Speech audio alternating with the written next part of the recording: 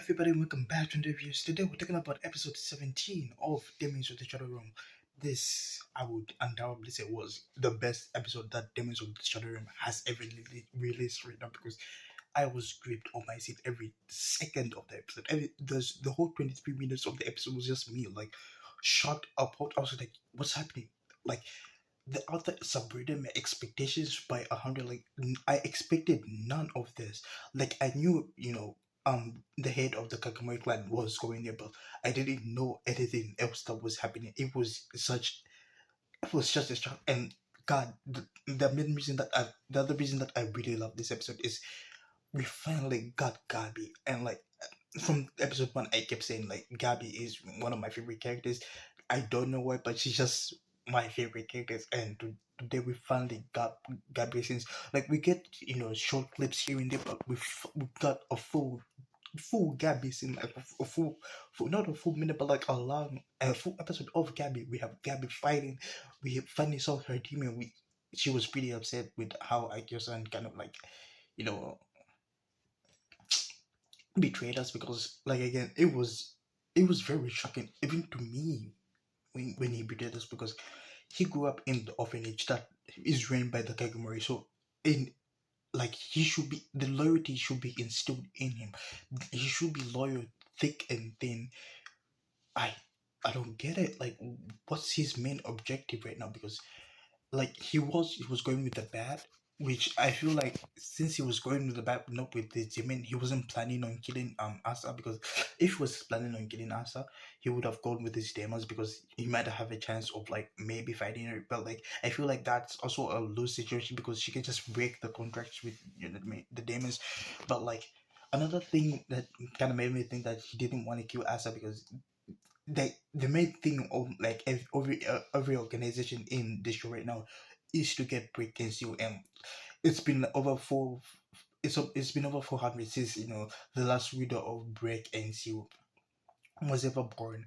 So like, if you kill off the user of break, that's just a low situation. That's a situation that none of them want. So like, I feel like what's this Akira channel is what's this main objective was, sorry, I've been calling him by the wrong name. It's how, anyway, it's everything's just messed up right now. It's just I'm still baffled. I'm still baffled right now. I don't know what to think right now, because everything that, okay, my theories on everything are not, still, I see not down and down. So it's just how him, actually, not being one of us is shocking, because like I said, he grew up in the orphanage of the Kakamoris. He should be loyal to the Kakamoris, to thick and thin.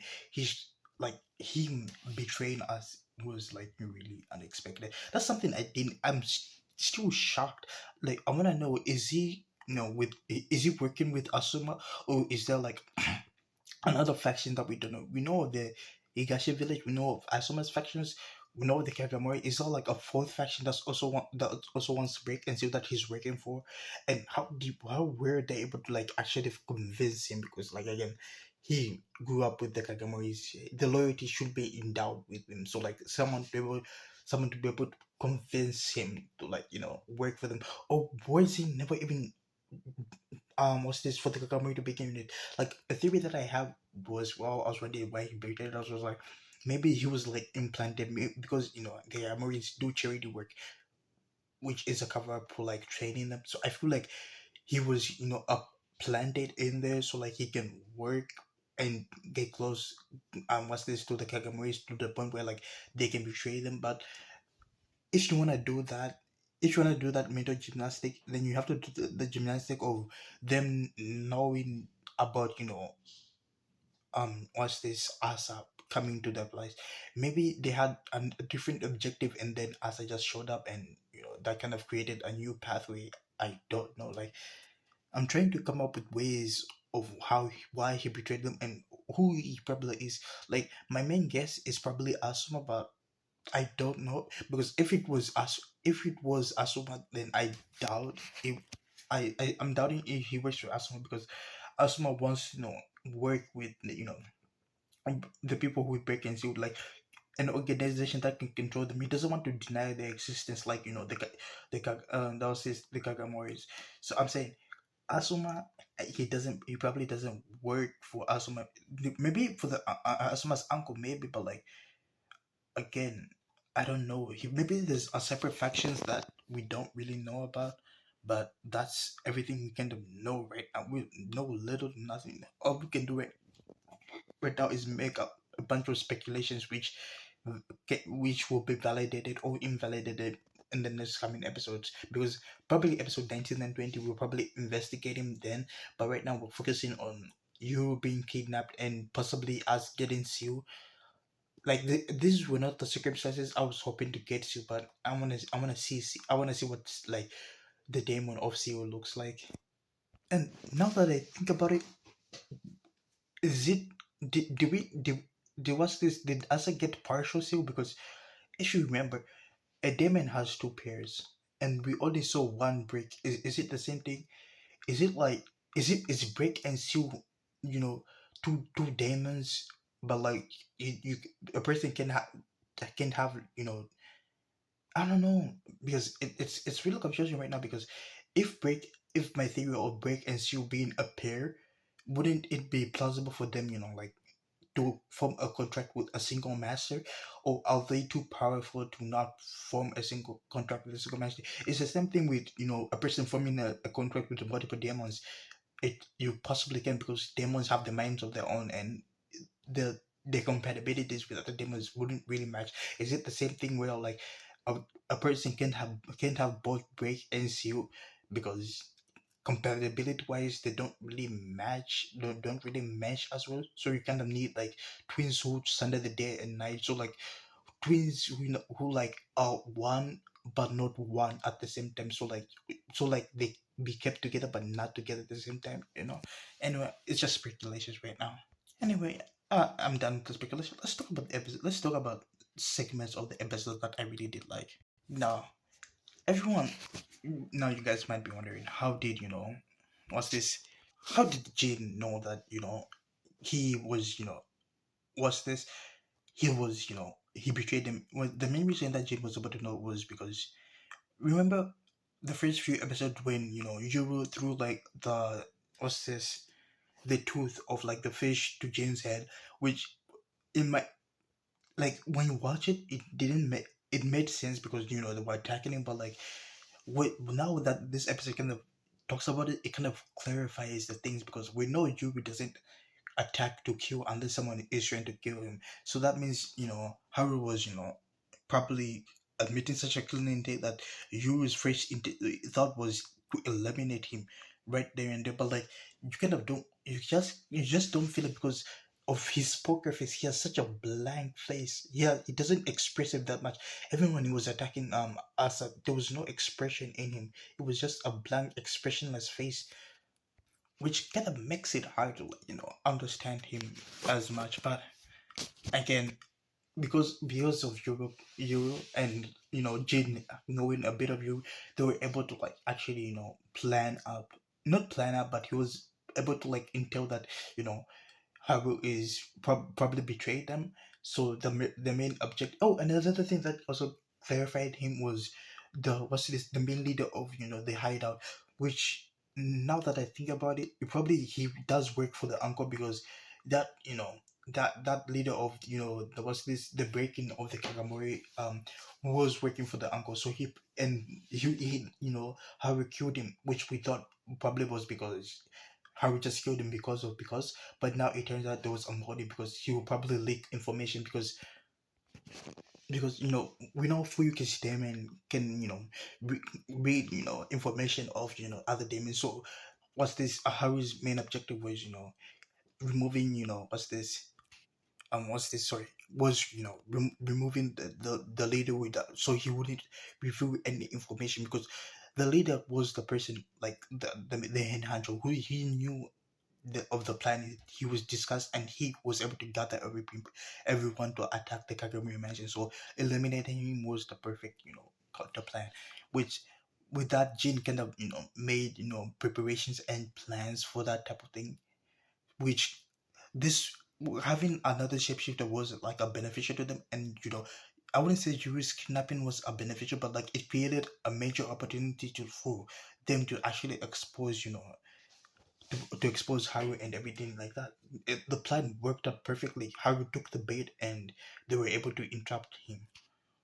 Okay, I call him Haru, but like they call him Akioka-chan. I'm calling him Akioka right now. Okay, search and it's Akioka Kuroya. So I was calling him Akioka-chan, which was the perfect acronym, but like there was another website which was saying that his name was Haru something. Yeah, Haruyo Kawioke. So he has plausibly two different names right now. Okay, name Akioka Haru. Search the Kagamoya family, blah blah blah. Third son. Oh, this is spoiler content. Sorry.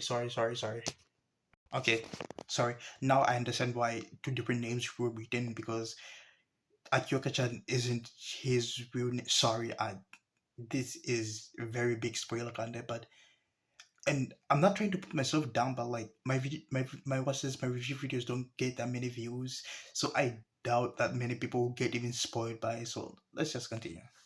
Okay, on the thing that also was this that I was wondering in like episode 16 was how he was able, was he 18?